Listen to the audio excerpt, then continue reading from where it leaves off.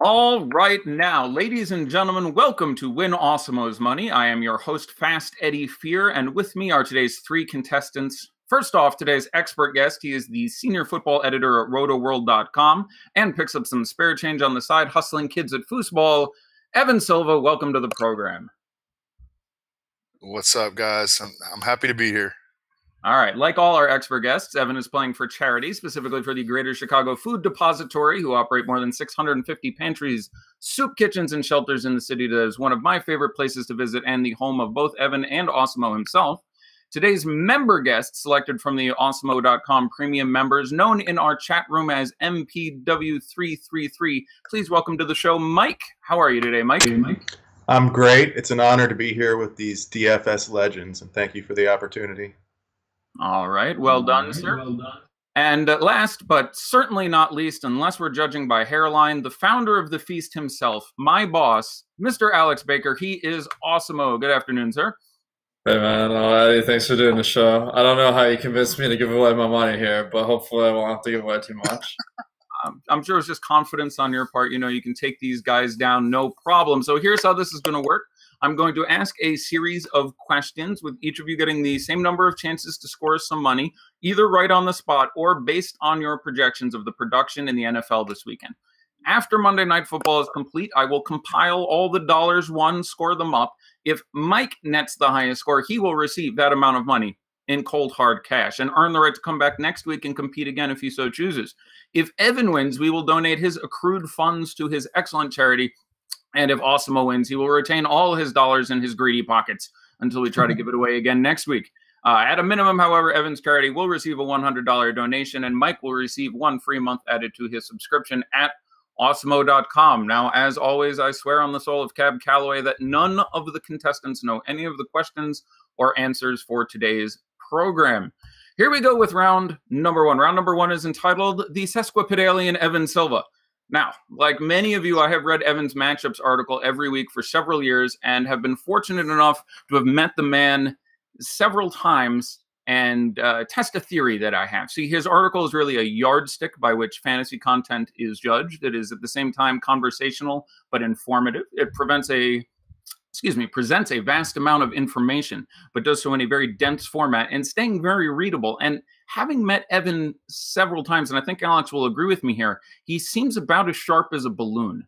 So I think much like the persistent rumors that some or all of the plays of Shakespeare may have been written by other people, I think maybe Evan is just the pretty face used to sell this writing, sort of like Rob and Fab from Milli Vanilli. So one of the most impressive feats of the matchups article is the sheer number of synonyms it has to use in describing teams and players. You basically have to say good or bad about 300 times without repeating the same adjective. So what we're going to do here in round one is talk about specific aspects of the article. I'm going to give each of you three choices for what word Evan used to describe a particular thing. So for $20, you'll get a shot to tell me which word you think he used.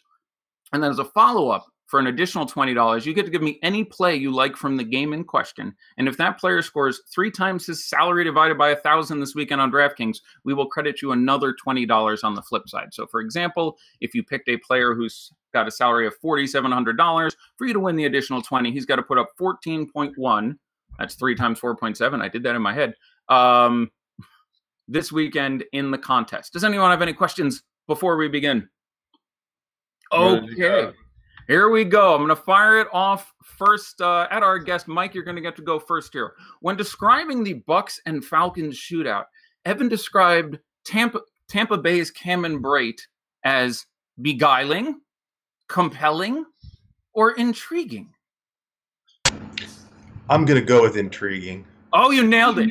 You got it right on the nose. As any longtime reader of the matchups article knows, intriguing is a word Evan likes to get out there all the time. Well done. I think Mike be a real. I got to scale that back.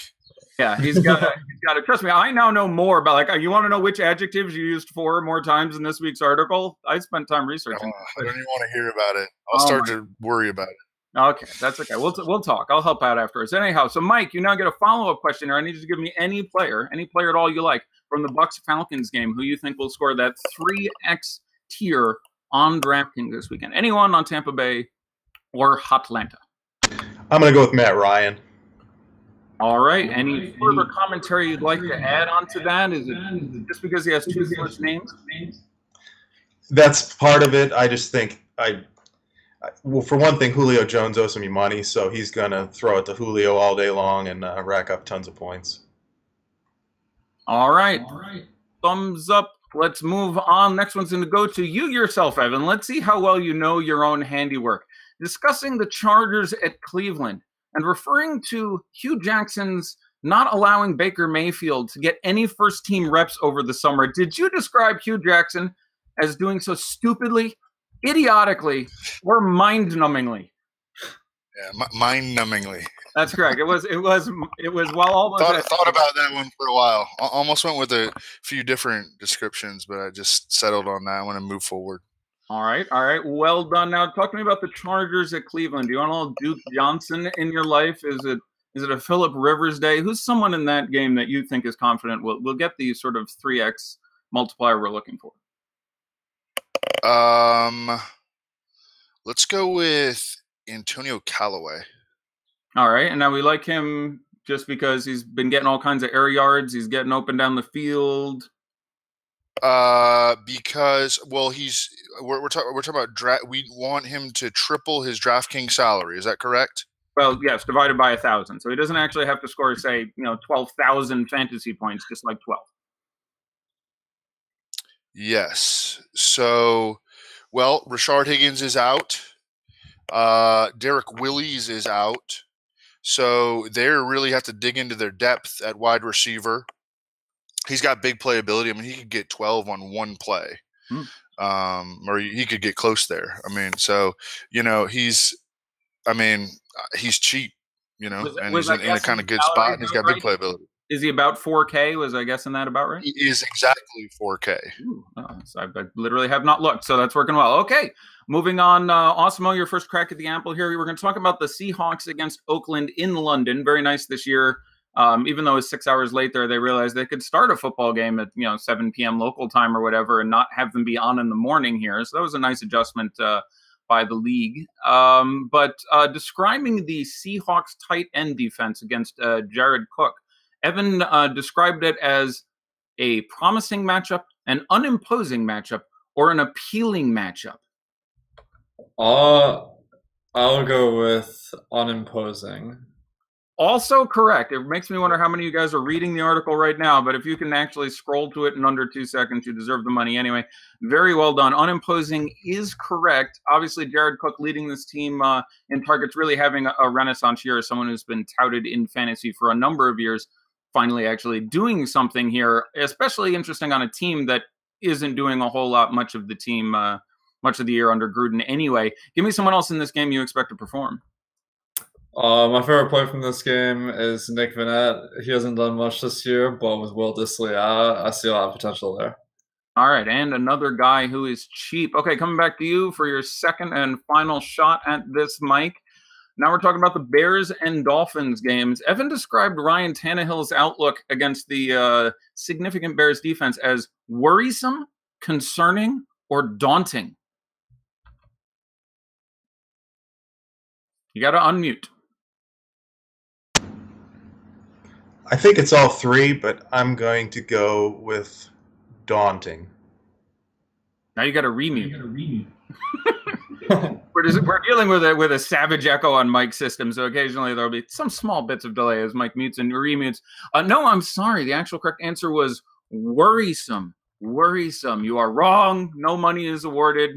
We have all become stupider for your answer. So tell me, Mike, someone else from the Bears and Dolphins game, if anyone in what is a very sort of unappealing game here, but who do you think might get there this weekend? I like Tariq Cohen out of this game. Outstanding. All right, and we have remuted. That's going to be sticky all day, but we'll make it work. Okay, moving on. We will go right back to you, Awesemo. Alex, talking about Carolina and Washington, describing Jordan Reed's Week 5 playing time, where he ran 28 routes and got 64% of snaps. Evan described it as expanding, extensive, or robust. Ooh, that's a tricky one. I think he's been getting good playing time the whole year, so I will go with robust. Look at that. I was having trouble coming up with synonyms for robust, and I went with things that were slightly different. You saw through my clever facade there. You're absolutely correct. Robust was the adjective used by Evan in that case. Go ahead and give me someone else from the Carolina-Washington game who you think has potential to do very well this weekend. It's not a game I have a ton of exposure to right now, but I have to agree with Evan from last show that Jordan Reed definitely seems like a great breakout candidate this week, so I will go with Reed. All right, moving on to our final one in this category for the man himself, Evan, discussing the Rams offense in the game against Denver. You described their offense as dominating, invincible, or unstoppable.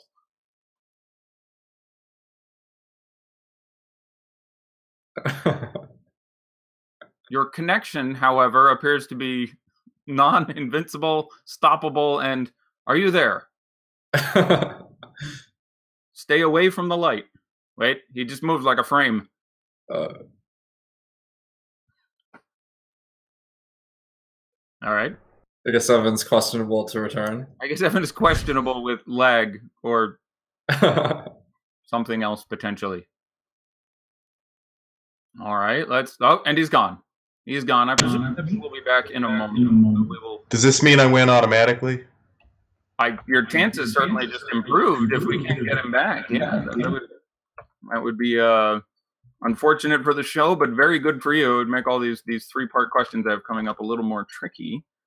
So what I'm going to do here while we attempt to get Evan back in an event to fill time is I'm going to move forward to what was going to be one of the last categories of the day. We're going to skip forward to round 5, which is about ownership and production. And what I'm going to do is name someone in the Millie Maker on Sunday. And for what you're going to do is for each player, you're going to give me a percentage owned you expect the guy to be in the 3.75 Millie Maker contest on DraftKings tomorrow, sponsored by Oops, My Penis Doesn't Work. And also how many fantasy points you expect them to produce. And then each of the other players at their leisure will tell me whether or not they think they will go over or under on both that ownership or production. Any questions as to how this works, gentlemen? All right, I will go through you two guys with this for a couple of seconds, and then I will get Evan's answers when he returns to the game here. My first guy I'm going to ask you about, and I'm going to give this to you, Awesemo. Talk to me about the $10,000 man, Todd Gurley. So Todd Gurley at 10K, I think a lot of the people who build lineups with optimizers aren't going to reach him. To get to a 10K player, you need a lot of value. I think that there are too many spend-up options at wide receiver, like Julio Jones, Antonio Brown, DeAndre Hopkins, for a lot of people to end up on Gurley. Still, I think he'll be popular among the recreational crowd, just because he's been such a dominating force this year. So I will go with 10% ownership, and I will say the over-under for points is 25 DraftKings points. All right. It looks like Evan's coming back in, but go ahead, Mike. I will throw it to you. You just have to give me an over-under on 10% ownership and 25 DraftKings points for Todd Gurley this weekend. I'm going to go over on both. I think he'll come in closer to 15%, and I think he'll probably sniff 30 points this week. Sounds good. Waiting on the production to see if Evan shows up here. Otherwise, we'll run it back the other way. We'll just run it back while we're still trying to reestablish that connection. So go ahead. We're going to stay at the top of the chart here and go with the second most expensive player. Mike, I'm curious what you think it will come out of Antonio Brown going into Cincinnati. I don't like Ben on the road, so I don't really like Antonio Brown this week. I don't have a good gauge on his ownership, but I will say 12%, and I will put him around 19 DraftKings points. All right. Alex, go ahead and give me an over-under on those two numbers, please. I like Brown this week. I think, as Mike said, Ben has kind of a rap for being worse on the road, but Brown's still kind of a monster. I was thinking more around 15% ownership, so I'll go over on that. And as far as points, I think he could sniff mid-20s, so I will go over on 19. Evan, how are you, sir? Can you hear me all right? I see you.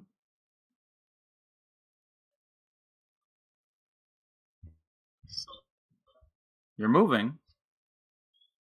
Evan, can you hear me? Can you hear me near you? Sorry, I've seen Tommy too many times. All right, we'll give this a couple more seconds. I see you, Evan. Evan. This is God speaking. And he's gone again. So that's working excellently.